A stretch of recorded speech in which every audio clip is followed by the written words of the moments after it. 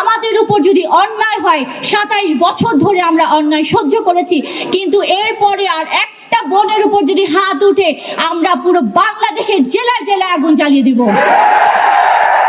আমাদের বোনেরা যদি হাতে কলম নিতে পারে, আল্লাহ রসুলের আসহাবরা যে প্রমাণ দিয়েছেন, তারা যদি হাতে রুটি বেলতে পারেন, তারা প্রয়োজনে হাতে অস্ত্র নিয়ে অন্যায়ের বিরুদ্ধে যুদ্ধও করতে পারেন। আমরা কোনো ধর্ম ব্যবসায়ী, কোনো কুপমণ্ডপ, কোনো ধর্ম ব্যবসায়ী, ধর্মান্ধ গোষ্ঠীর কাছে আমরা মাথা নত করব না। আমরা আল্লাহর জন্য জীবন দিব। আমরা যদি জীবন দিতে পারি, আমরা জীবন নিতেও পারবো ইনশাআল্লাহ। বিসমিল্লাহির রহমানির রহিম। আল্লাহ যে দিন দিয়েছেন, সেই দিনে নারীরা তাদের যোগ্যতা, তাদের সক্ষমতা, তাদের শিক্ষা, তাদের জ্ঞান, তাদের প্রজ্ঞা অনুযায়ী তারা বিভিন্ন দায়িত্ব পালন করতে পারে। কিন্তু রিসেন্টলি আমাদের যে অবজারভেশন, সেটা হচ্ছে যে বিভিন্ন জায়গায়, খুলনা, কিশোরগঞ্জ, চিটাগং, ঢাকা এবং নোয়াখালী, রংপুর, সব জায়গায় আমাদের যে বোনেরা যখন পত্রিকা, বই এবং বিভিন্ন প্রকাশনা নিয়ে যাচ্ছেন, তার একটা হেনস্থার শিকার হচ্ছেন।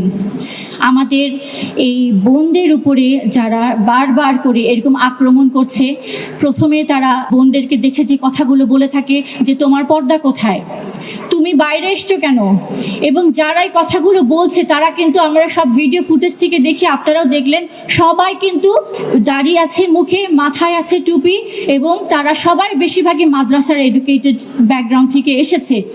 এবং আমাদের বোনদেরকে যখন এইসব প্রশ্ন করে, এই প্রশ্নতে শুধু তারা থাকে না, তারপর শুরু করে আমাদের মাননীয় ইমামকে নিয়ে সব বাজে বাজে জঘন্য রকমের কথা বলা, আমাদের ইমামুজ্জামানকে নিয়ে যখন বাজে বাজে কথা বলে, তারপরে তারা গায়ে হাত দেয়। এবং শুধু তাই নয়, এক শ্রেণী যারা ধর্মান্ধ গোষ্ঠী আছে, তাদেরকে লেলিয়ে দেয় আমাদের এই বোনদের উপরে চড়াও হওয়ার জন্য।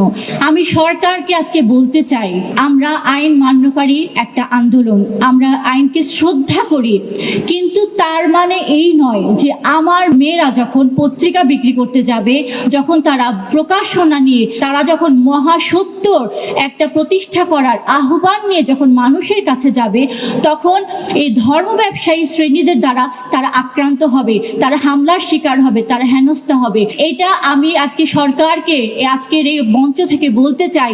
আমাদের মানবাধিকার আজকে অ্যাবসলিউটলি ভায়োলেটেড, কারণ আমরা আইন ভঙ্গ না করে শান্তি প্রতিষ্ঠা করার জন্য মোস্ট পিসফুল ওয়েতে একটা বালাক কার্যক্রম করে যাচ্ছি, মানুষকে আহ্বান করে যাচ্ছি, কিন্তু আমাদের উপরে যদি আক্রমণ করা হয়, তাহলে এখানে কোনো মানবাধিকারই থাকে না, আমি বলবো।